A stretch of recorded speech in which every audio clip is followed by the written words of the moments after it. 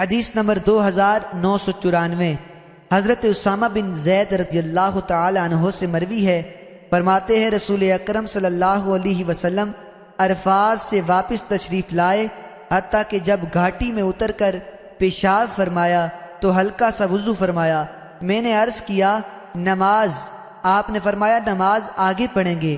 بس آپ سوار ہوئے، جب مزدلفہ پہنچے تو اتر کر کامل وضو کیا، پھر نماز کے لیے اقامت کہی گئی تو آپ نے نماز مغرب پڑھی، پھر ہر آدمی نے اپنے اونٹ کو اس کے مقام پر بٹھا دیا، پھر عشاء کی اقامت ہوئی تو آپ نے نماز پڑھی اور دونوں نمازوں کے درمیان کوئی نماز نہ پڑھی۔ حدیث نمبر 2995 حضرت اسامہ بن زید رضی اللہ تعالی عنہ سے مروی ہے، فرماتے ہیں رسول اکرم صلی اللہ علیہ وسلم عرفات سے واپسی پر قضائے حاجت کے لیے ایک گھاٹی میں تشریف لے گئے، پھر میں نے آپ کو وضو کروایا اور عرض کیا کہ آپ نماز پڑھیں گے؟ آپ نے فرمایا نماز کی جگہ تمہارے آگے ہے۔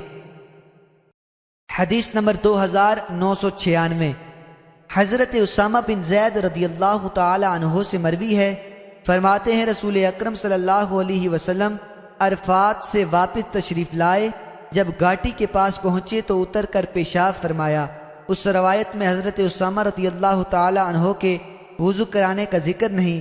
فرماتے ہیں پھر آپ نے پانی منگوایا اور خفیف سا وضو کیا۔